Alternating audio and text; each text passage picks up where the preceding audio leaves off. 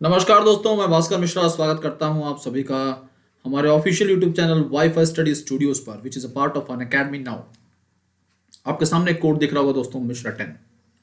इस कोड का इस्तेमाल करिए और कल से 18 तारीख से मेरे दोस्तों आपका रेलवे का बैच स्टार्ट हो रहा है और साथ साथ में बैंकिंग का भी एक बैच स्टार्ट हो रहा है। रेलवे का बैच सुबह 10 बजे से स्टार्ट होगा, तो आप सभी लोग जुड़ सकते हैं उस बैच से।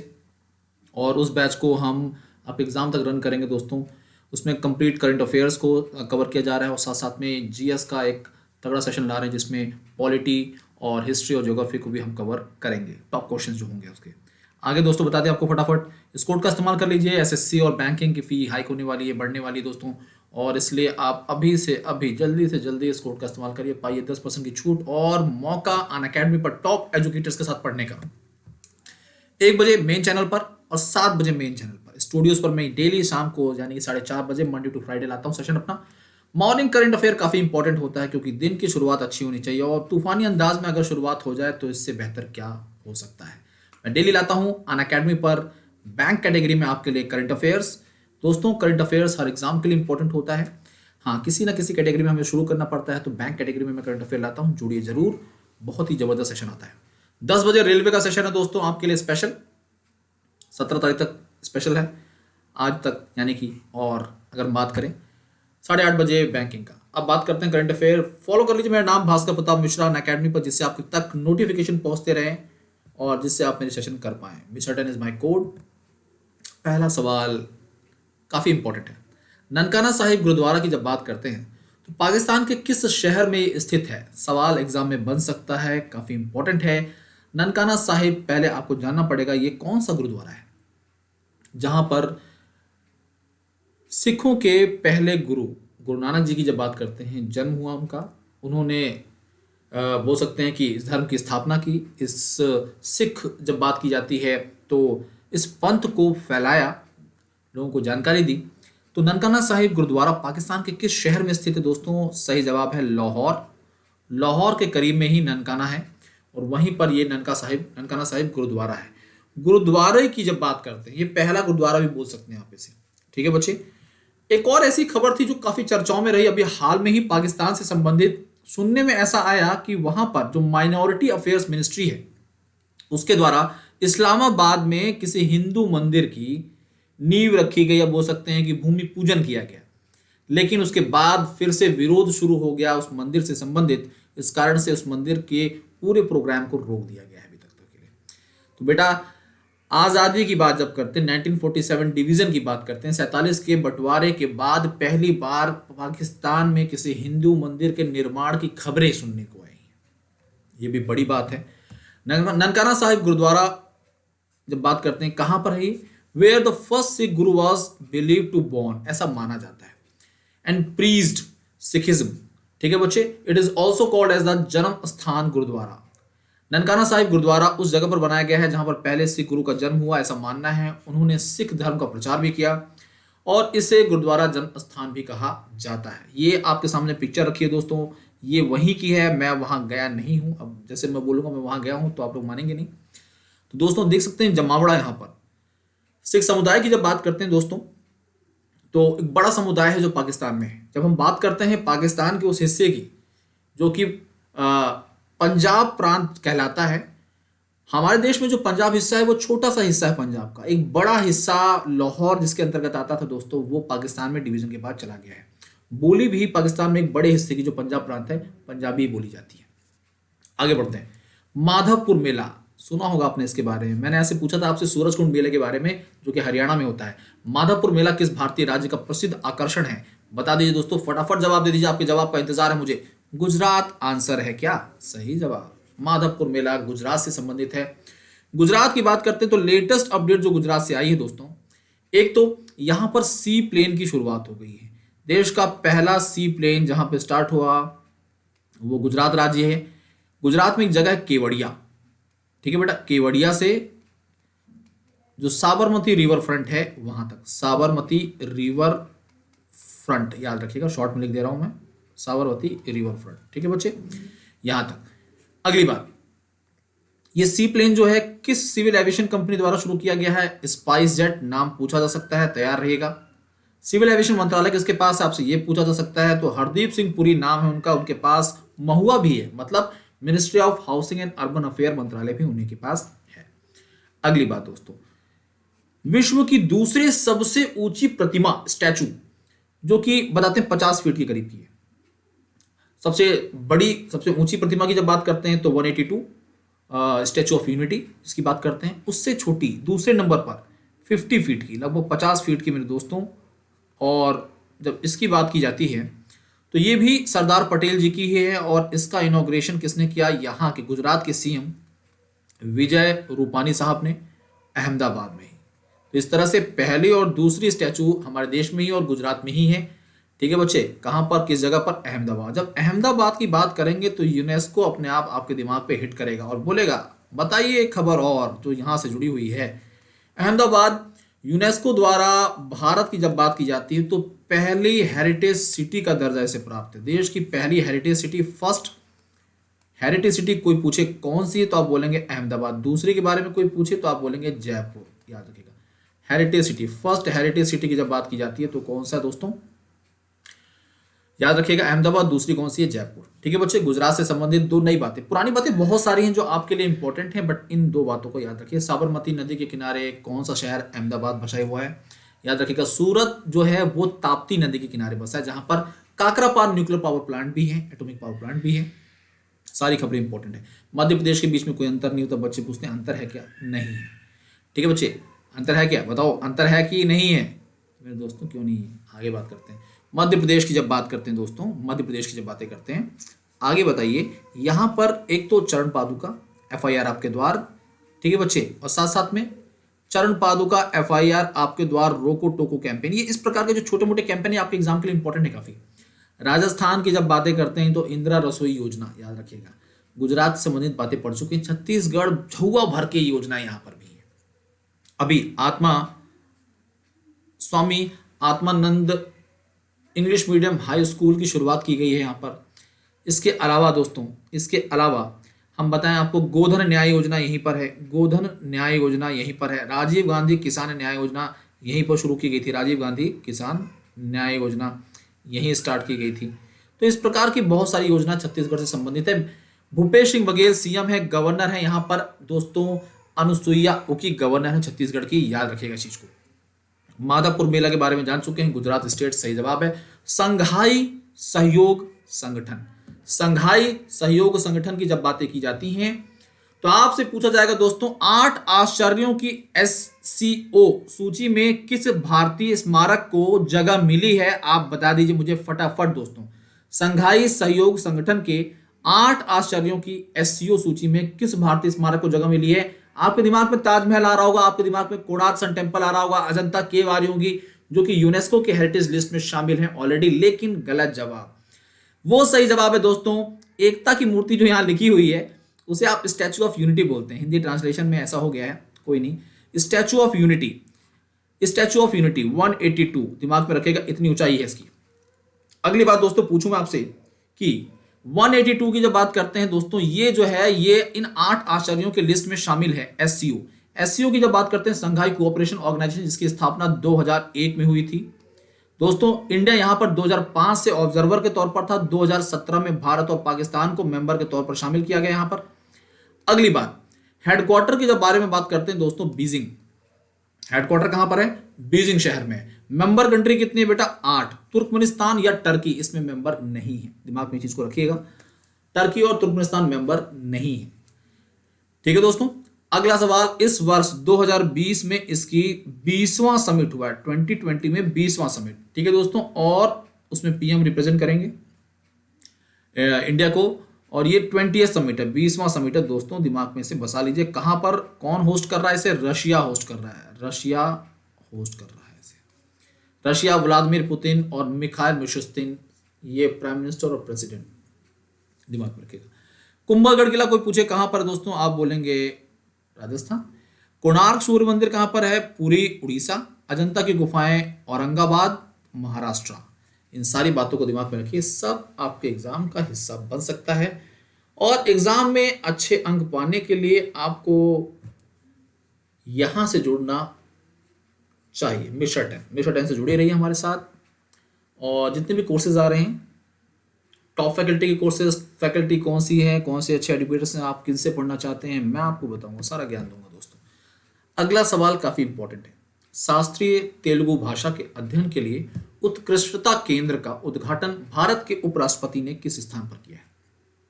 आपको सोचिए, जब हम वेंकैया नायडू की बात करते हैं तो वेंकैया नायडू साहब द्वारा, ये उपराष्ट्रपति हैं, एक्स ऑफिस चेयरपर्सन होते हैं राज्यसभा के, इनके द्वारा शास्त्रीय तेलुगु भाषा के अध्ययन के लिए, जो क्लासिकल तेलुगु लैंग्वेज है उसके स्टडी के लिए एक बोल सकते हैं कि एक्सीलेंस स्टडीज सेंटर ओपन किया गया, centre of excellence for studies open किया गया है। किस जगह पर? कुर्नूल। देखिए ऊपर की जब तीन बातें करते हैं तो ये तीनों कैपिटल सिटी। कुर्नूल की जब बात करेंगे दोस्तों, ये जुडिशियल कैपिटल, विशाखापट्टनम एग्जीक्यूटिव और अमरावती लेजिस्लेटिव कैपिटल। तीन capital, judicial, executive, legislative. Nellore वो जगह है जहां पर इस सेंटर को ओपन किया गया है। नेल्लोर की जब बात करें दोस्तों, नेल्लोर के करीब में ही श्रीहरिकोटा है, इसरो का लॉन्चिंग पैड। क्या है? श्रीहरिकोटा, दोस्तों याद रखेगा, इसरो का लॉन्चिंग पैड श्रीहरिकोटा, इसरो का लॉन्चिंग पैड यहीं पर है। सतीश धवन स्पेस सेंटर जिसे आप लोग बोलते हैं, इसरो का लॉन्चिंग पैड।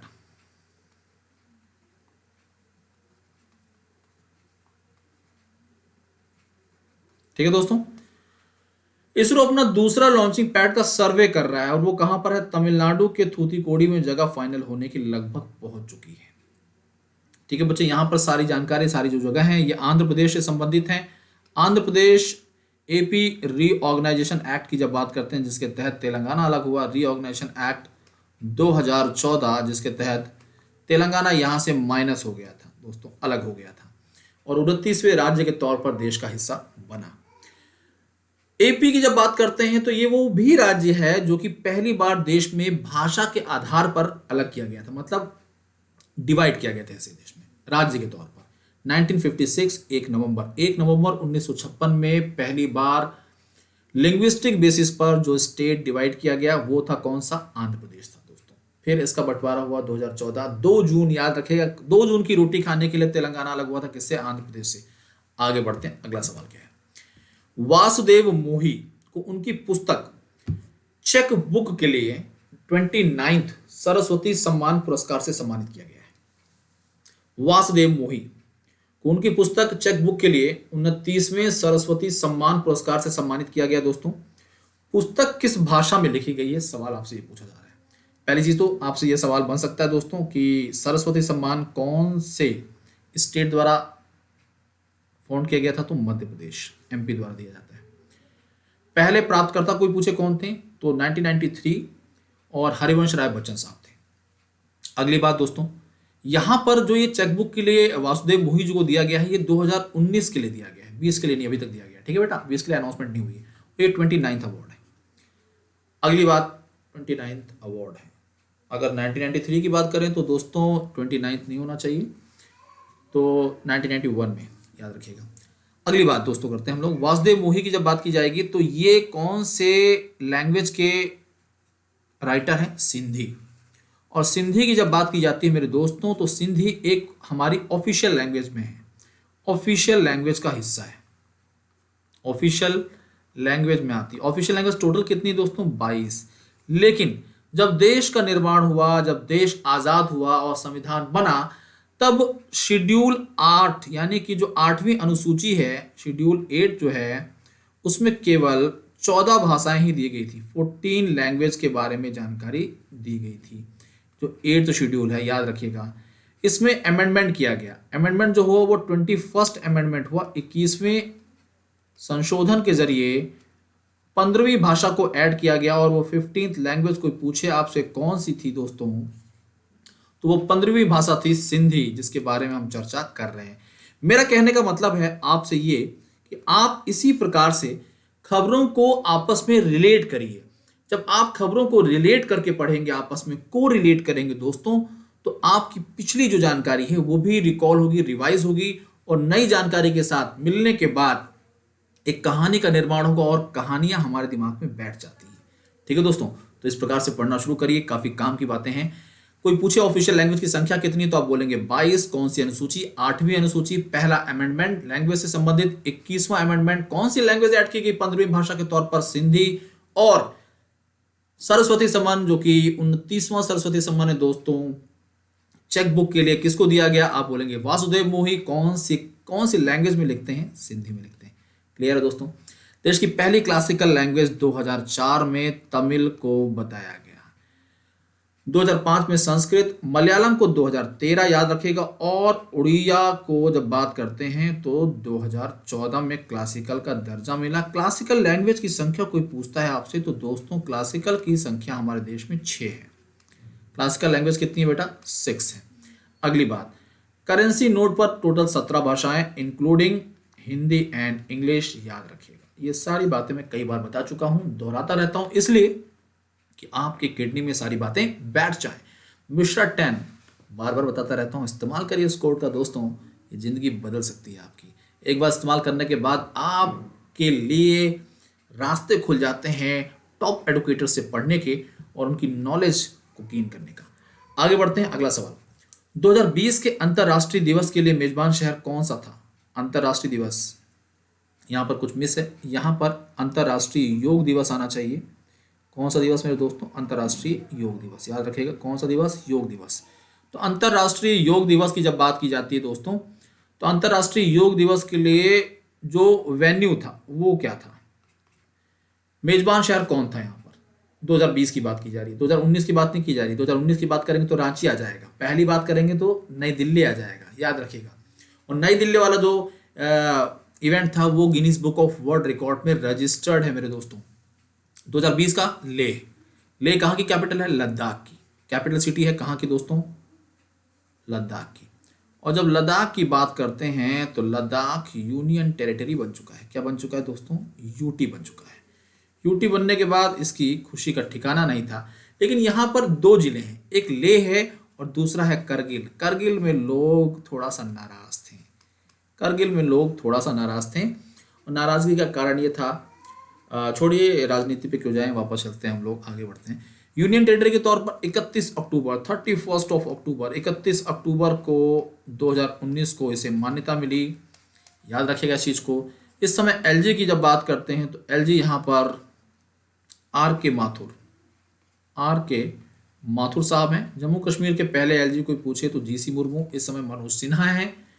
सारी बातों को दिमाग में बसा लीजिए। अंतर्राष्ट्रीय दिवस की जब बात की जाती है, इस दिन को किसने अनाउंस किया? यूनाइटेड नेशन द्वारा अनाउंस किया गया दोस्तों। 2014 में अनाउंस किया गया था, 2015 में पहली बार मनाया गया और इस तरह से इस वर्ष इसने 6ठा दिवस मनाया। आगे बढ़े दोस्तों, अगली बात बताएं आपको, देश से बाहर पहला योग यूनिवर्सिटी कहां पर बना है? सवाल एग्जाम में पूछा जा सकता है। पहला योग यूनिवर्सिटी देश से बाहर कहां पर बना? तो बोलेंगे एलए, लॉस एंजलिस। कहां पर? अमेरिका, एलए यूएस में।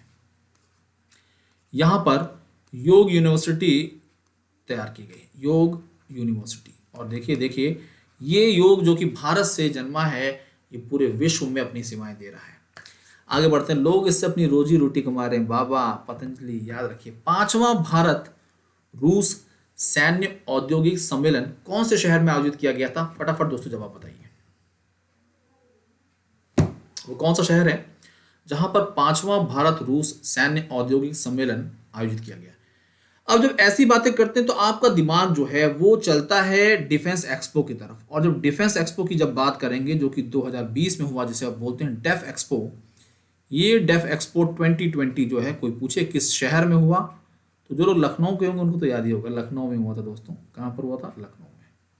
अगली बात, ठीक है, अगली बात मेरे प्यारे मित्रों, लखनऊ की जब बात करी है हमने थोड़ा, तो इसी डेफ एक्सपो के साथ साथ में भारत और रशिया का सैन्य औद्योगिक सम्मेलन 5वां 5th India Russia military industrial conference भी हुई और डील भी की गई, काफी बड़ी डील्स। ठीक है दोस्तों, तो ये कहां पर हुई दोस्तों? लखनऊ में हुई, याद रखिएगा, लखनऊ में। रशिया की जब बात करते हैं तो रशिया की कैपिटल सिटी है मॉस्को। कैपिटल सिटी क्या है दोस्तों? मॉस्को। और मॉस्को में एक जगह है, इसका नाम है रेड स्क्वायर। कौन सी जगह है दोस्तों? Red square. बड़े बड़े फंक्शंस वहीं पर होते हैं। जैसे जब हम बात करते हैं रशिया का विक्ट्री डे, एक इंपॉर्टेंट डे होता है, नाजियों पर अपनी जीत को याद रखने के लिए इसे मनाया जाता है विक्ट्री डे, जो कि 9 मई को होता है, 9th of May। 9 मई 1945 नाजियों को हराया, रशिया ने रशिया से बाहर भगाया उनको और विश्व युद्ध खत्म हुआ।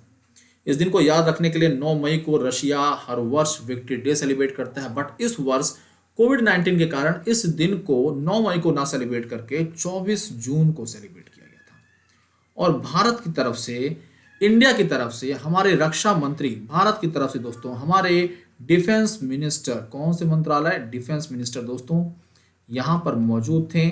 और साथ साथ में इंडियन आर्मी, नेवी और एयरफोर्स के 75 कंटिजेंट यहाँ की परेड में भी शामिल हुए। पहली बार तीनों सेनाओं ने पार्टिसिपेट किया। आमतौर पर इंडियन आर्मी पार्टिसिपेट करती थी, ये अच्छी बात है। S-400 पर चर्चाएं हुई यहाँ पर डिफेंस मिनिस्टर द्वारा। S-400 जो कि एंटी मिसाइल सिस्टम है, जिसको जल्द से जल्द भारत लाने की बात चल रही है, क्योंकि चाइना के साथ हमारे संबंध लगातार बिगड़ते जा रहे हैं।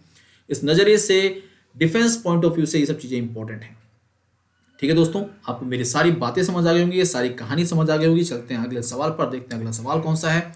वर्ष 2020 का राष्ट्रीय पर्यटन सम्मेलन किस शहर द्वारा आयोजित किया गया है? सवाल बहुत प्यारा है, बहुत अच्छा सवाल है, आपको गच्चा दे सकता है। आपके मन में एक जगह है जो कि छाप छोड़ गई है, वो बसी हुई है, आप तुक्का भी मारेंगे तो वो भी सही हो जाता है कई बार। तो जब भी इस प्रकार का सवाल आता है तो आपके मन में आता है वो शहर कोणार्क होगा, कोणार्क। ठीक है, तो कोणार्क में पहली चीज तो कोणार्क में सन टेम्पल है, याद रखिएगा। और आपकी जानकारी के लिए बता दें दोस्तों, ये जो कोणार्क सन टेम्पल है और कोणार्क का जो इलाका है, टाउन जो है, इसको हमारे न्यू एंड रिन्यूएबल एनर्जी मंत्रालय जो है, न्यू एंड रिन्यूएबल एनर्जी जो मंत्रालय है, रिन्यूएबल एनर्जी मिनिस्ट्री जो है, इसके द्वारा पूरी तरह से जगमगा दिया गया है। ये हमेशा जगमगाता रहता है। यूनेस्को के हेरिटेज में भी शामिल है ये। और जब उड़ीसा की बात करते हैं तो उड़ीसा में जो एंशिएंट मॉन्यूमेंट्स हैं उनमें से एक है। आप कभी जाएंगे देखने के लिए तो बहुत भव्य मंदिर है ये। आपको जानकारी दे दें बेटा, यहाँ पर मूर्ति की स्थापना नहीं हो पाई थी क्योंकि कुछ अशुभ घटना हो गई थी, जिसके कारण उस मंदिर में ये जो है ये एक तरह से इनकम्प्लीट माना जाता है। इसकी मूर्ति को स्थापित किया गया है जगन्नाथपुरी टेम्पल में, जगन्नाथ टेम्पल जो है, जिससे जगन्नाथ यात्रा निकलती है हर वर्ष। इस बार लिमिटेड लोगों के साथ निकली थी कोविड-19 के कारण। ठीक है बच्चे, तो कोणार्क में आयोजित किया गया था ये राष्ट्रीय पर्यटन सम्मेलन, याद रखिएगा, the national tourism conference of the year 2020 hosted by Konark. ठीक है दोस्तों, औरंगाबाद की जब बात करते हैं तो औरंगाबाद में कई एंशिएंट मॉन्यूमेंट्स हैं। जब हम बात करते हैं अजंता और एलोरा की केव्स की, अजंता और एलोरा की गुफाओं की बात करते हैं दोस्तों, ये भी काम की, अजंता एलोरा केव यहीं पर है। बीबी का मकबरा, दिमाग में रखिएगा, बीबी का मकबरा, ये किसने बनवाया था? बीबी का मकबरा जो है ये औरंगजेब द्वारा बनवाया गया है। ये भी ये भी औरंगाबाद में ही है। इसे कई बार बोलते हैं लोग रेप्लिका है ताजमहल का, कई लोग बोलते हैं ब्लैक ताज। ठीक है दोस्तों, इंदौर की जब बात करते हैं, स्वच्छ सर्वेक्षण 2020 cleanest city, number 1 clean city यही है इंदौर। अगर स्टेट की बात करें, नंबर 1 पर छत्तीसगढ़ है, दूसरे पर महाराष्ट्र है, तीसरे पर एमपी है, याद रखिएगा, छत्तीसगढ़, महाराष्ट्र और एमपी, ये रैंकिंग है राज्यों की। वाराणसी हमारे प्रधानमंत्री का संसदीय क्षेत्र है, सारी बातें हो चुकी हैं पूरी। वो कौन सा राज्य और राष्ट्रीय उद्यान है जो सही तरीके से मेल नहीं खा रहा है? फटाफट दोस्तों जानकारी दे दीजिए, जानकारी दे दीजिए मेरे दोस्तों फटाफट। वो कौन सा राज्य है और राष्ट्रीय उद्यान है जो कि सही से मेल नहीं खा रहा है? मानस नेशनल पार्क दोस्तों असम में ही है। मैं आपको कहानी बता देता हूं, मानस और नामेरी दोनों भाई बहन हैं, दोनों जो हैं डिब्रू से बिलोंग करते हैं, डिब्रूगढ़ से, डिब्रू से हुआ दिमाग में रखेगा। घूमने के लिए जाते हैं काजीरंगा, वहां ऑरेंज खाते हैं, और देहिंग पटकई, 1 हॉर्न राइनोस के लिए फेमस है। 1 हॉर्न राइनो देहिंग पटकई उठा के पटक देता है। अरे कहानी है भैया, याद कर लो, काम की होती है। Silent valley national park Kerala में ही है। सिमलीपाल तेलंगाना, गड़बड़ हो गया यहीं पर। ये सिमलीपाल जो है दोस्तों ये उड़ीसा में है। कहाँ पर है? ये उड़ीसा में है, याद रखिएगा, उड़ीसा में। यही गलत है, थर्ड ऑप्शन गलत। Annamalai national park Tamil Nadu, right answer. ठीक है दोस्तों, तो मानस की कहानी, असम की कहानी। असम में कुल 6 नेशनल पार्क हो चुके हैं। देहिंग पटकई जो है सबसे नया नेशनल पार्क है, पहले वाइल्ड लाइफ सेंचुरी का दर्जा इसे प्राप्त था। देहिंग पटकई, ठीक है बेटा, आगे बढ़ते हैं। अगला सवाल सवाल चीनी उत्पादन में भारत की वैश्विक रैंक क्या है? अच्छा सवाल है। चीनी से आपको चीन याद आ जाता होगा, लेकिन बाउल ऑफ शुगर बोला जाता है दोस्तों ब्राजील को। भारत की जो रैंकिंग है वो है दूसरी। इंडिया की जो रैंकिंग है मेरे दोस्तों कौन सी है? वो सेकंड रैंकिंग इंडिया की रैंकिंग। चीनी उत्पादन में भारत की जो वैश्विक रैंकिंग है मेरे दोस्तों वो है दूसरे नंबर पर। सिल्क में इंडिया कौन से नंबर पे? कमेंट बॉक्स में जरूर बताइएगा, आपका जवाब का इंतजार करूंगा। केसर का सवाल पूछा जा सकता है। केसर में इंडिया सेकंड पोजीशन पर, नंबर 1 पर ईरान है और केसर को जीआई टैग भी मिला है। सबसे ज्यादा केसर कहाँ होता है? जम्मू कश्मीर पाम्पोड़ रीजन जो है वहां पर, और उसे बोला जाता है बाउल ऑफ केसर। आगे बढ़ते हैं। अगला सवाल निम्न में से किस दर्रे को जवाहर सुरंग के नाम से भी जाना जाता है? रोहतांग दर्रा नहीं, गलत। इसे तो अटल टनल बोलते हैं ना हम लोग। ये अटल टनल हो गया। रोहतांग दर्रा जो है इस पे कौन सा टनल बन गया दोस्तों? अटल टनल बन गया है, याद रखिएगा। तो रोहतांग दर्रा कहां पर है? ये है हिमाचल प्रदेश में, इसे भी याद रखिएगा दोस्तों। मनाली ले हाईवे। जोजिला दर्रा की जब बात की जाती है, ये लद्दाख, ये कहां पर है दोस्तों? ये लद्दाख में है, याद रखिएगा दोस्तों। इसमें 14 किलोमीटर लंबी टनल बन रही है। नितिन गडकरी जो कि ministry of road transport and highway संभालते हैं, उन्होंने ब्लास्टिंग करके इसका इनॉग्रेशन कर दिया है। बनिहाल दर्रा यही है वो जो जवाहर सुरंग के नाम से भी जानी जाती है। सही जवाब बनिहाल। कहां पर है? जम्मू कश्मीर। जब आप जम्मू से कश्मीर की तरफ बढ़ते हैं तो बीच में पड़ता है। बारालाचला, ये जो बारालाचला दर्रा है ये कहाँ है? कोई पूछे तो बोलेंगे उत्तराखंड में। कहाँ पर दोस्तों? उत्तराखंड में। उत्तराखंड में लिपू लेक है, बवाल जिसने मचाया था जब हमने कैलाश मानसरोवर के लिए नया रास्ता तैयार किया, 80 किलोमीटर लंबा बीआरओ ने तैयार किया। नेपाल द्वारा आपत्ति जताई गई। लिपू लेक, लुम्पिया धारा और काला पानी पर अपने मानचित्र में दिखाया गया, अपनी किताबों में प्रिंट कराया गया, और इस तरह से ये सब बैकअप चाइना द्वारा दिया जा रहा था। चाइना के साथ हमारे संबंध लगातार बिगड़े हैं इस वर्ष।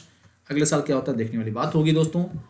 आखिरी सवाल आपके सामने आ चुका है। सूरत अधिवेशन 1907 में आईएनसी अध्यक्ष के रूप में किसे चुना गया? वो कौन है जिनको इंडियन नेशनल कांग्रेस के अध्यक्ष के तौर पर चुना गया था सूरत अधिवेशन में, जब जब स्प्लिट हुआ था कांग्रेस में, यानी कि नरम दल और गरम दल अलग अलग हो गए थे। गरम दल छोड़ के चले गए, नरम दल रह गए और आईएनसी उन्हीं के हाथ में आ गया।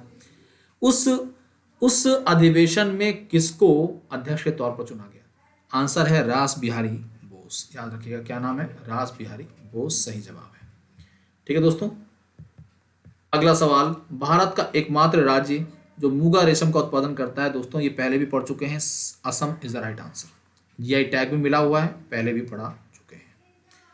तो दोस्तों धन्यवाद, सेशन को समाप्त करते हैं। होप सो आपको फटाफट सब कुछ पसंद आया होगा, जल्दी जल्दी पढ़ाया गया, खूब सारी जानकारी दी गई है।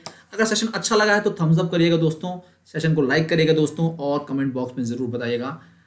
अब मिलते हैं कल आपसे लाइव। आज के लिए इतना ही काफी है, धन्यवाद। हाँ, जाते जाते एक खास बात, मिश्रा 10 का कोड याद रखिए, इस्तेमाल करिए दोस्तों। कितने सवाल पढ़ा दिए गए हैं, कहने के लिए 15 सवाल होंगे, लेकिन 15 से ज्यादा पढ़ चुके हैं आप। भास्कर प्रताप मिश्रा को फॉलो करिए अनअकैडमी पर। सुबह सुबह करंट अफेयर में जरूर आइए, आपका वेट करूंगा मैं। Thank you, thanks a lot, bye bye, take care.